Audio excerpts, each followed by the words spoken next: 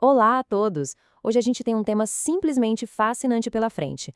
Nós vamos explorar como algo tão presente no nosso dia a dia como a música pode ser transformado em uma ferramenta super poderosa para ensinar períodos complexos da história. Em vez de ficar só na leitura sobre o passado, a gente vai entender como escutar o passado pode mudar totalmente a dinâmica dentro de uma sala de aula. Vamos entrar direto nesse assunto. Pensa naquele dilema clássico de quem ensina. Como pegar uma época distante, cheia de datas, decretos, tensões políticas e fazer isso ressoar com a juventude de hoje? Como a gente transforma aquela memorização passiva em um interesse real e ativo? É um baita desafio, com certeza. Mas a pesquisa que a gente vai analisar hoje encontrou uma resposta genial para isso.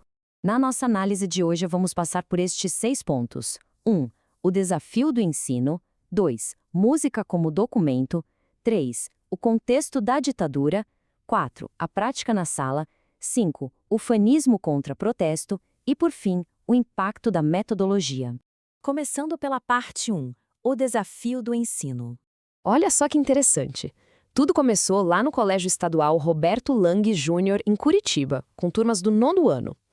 Antes de aplicar a metodologia, eles fizeram um levantamento para entender as preferências musicais reais daquela garotada. O rock liderou com 21%, seguido coladinho pelo pop e pela música eletrônica, ambos com 18%. O desafio estava claríssimo aí. Como conectar jovens que curtem esses ritmos modernos com as canções lá das décadas de 60 e 70? Vamos para a parte 2, música como documento. E aqui tá a grande sacada. Uma fonte histórica não é só aquele papel oficial assinado e carimbado por um presidente. É, na verdade, qualquer fragmento do seu tempo. Documentos materiais, visuais e até audiovisuais, como a música, são produzidos sem a intenção de dar uma aula. Eles não foram feitos para serem didáticos, mas por causa disso mesmo estão repletos de evidências autênticas sobre os sentimentos, as ideias e a cultura daquela sociedade em uma época específica. E essa citação ilustra perfeitamente o pensamento acadêmico por trás dessa estratégia. Ao usar uma linguagem que foge totalmente daquele método convencional de decoreba, a música atua como um recurso privilegiado. Ela motiva naturalmente, sabe? O estudante não está ali só lendo fatos soltos, ele está decodificando ritmos, letras e todo o contexto ideológico que fica escondido nas melodias. Avançando para a parte 3, o contexto da ditadura. O material de origem descreve o período entre 64 e 85 como uma era complexa. Foi uma época marcada pelo decreto do AI-5, que extinguiu direitos fundamentais, além de ter instaurado uma censura muito rígida aos meios de comunicação e aos artistas, operando com severa repressão. E foi exatamente essa atmosfera de perda de liberdade que serviu de pano de fundo para as músicas que os estudantes iam analisar. O que nos leva à parte 4, a prática na sala. A metodologia exata para guiar essas turmas teve 5 passos bem definidos. Começou com uma avaliação prévia, depois avançou para o contato com objetos físicos, mergulhou em entrevistas com quem viveu a época, partiu para a análise musical aprofundada e fechou com a criação de um projeto final de pesquisa. O artigo que documentou essa jornada no Paraná mostra que a avaliação inicial revelou algo curioso. Os estudantes sabiam muito pouco sobre o assunto. E quase tudo vinha só de filmes. Então, o segundo passo trouxe a história para o mundo físico.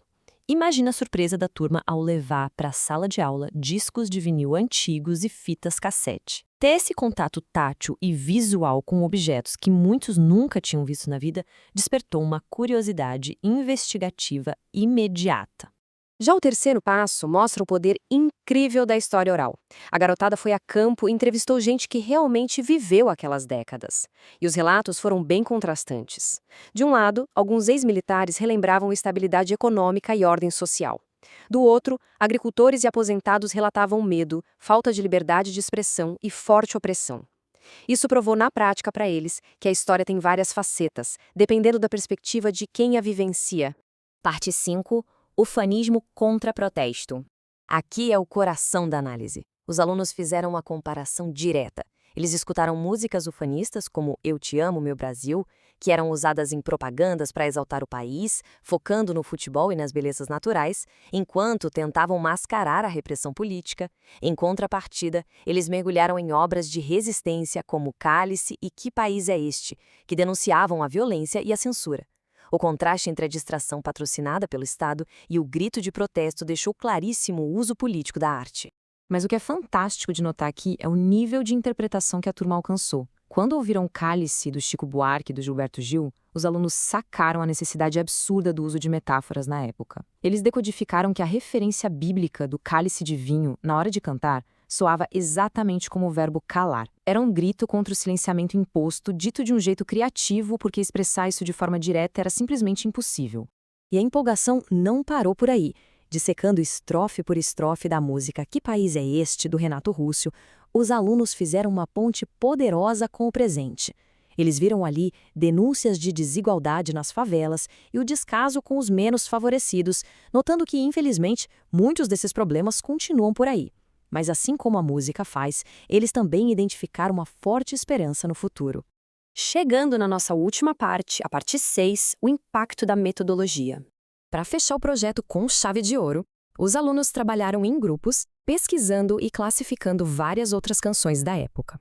E olha o peso das escolhas. Aquele Abraço do Gilberto Gil, Mosca na Sopa do Raul Seixas, Apesar de Você do Chico Buarque, Alegria, Alegria do Caetano Veloso e Domingo no Parque. Essa variedade enorme prova como eles absorveram conteúdo de forma proativa. O engajamento histórico foi um sucesso total. E o mais legal é que isso não foi um caso isolado. Outros professores que participaram do estudo confirmaram que essa prática transforma mesmo o jeito de ensinar. O consenso é super claro. Usando o som, a emoção e a melodia, a música quebra aquela barreira da sala de aula. Ela cria um espaço dinâmico onde o aluno localiza informações nas entrelinhas, debate e principalmente cria uma empatia genuína por pessoas e lutas de um passado que antes parecia tão distante. E tudo isso deixa a gente com uma reflexão final muito instigante. Os discos de vinil lá do passado desvendaram os segredos de uma era de repressão e resistência. Sabendo que toda forma de arte reflete inegavelmente a sociedade, vale muito a pena a gente se perguntar o que será que as playlists e as faixas mais tocadas do nosso presente vão ensinar para as salas de aula do futuro sobre os dias de hoje. É uma ideia poderosa para manter em mente da próxima vez que a gente der o play em uma música. Até a próxima!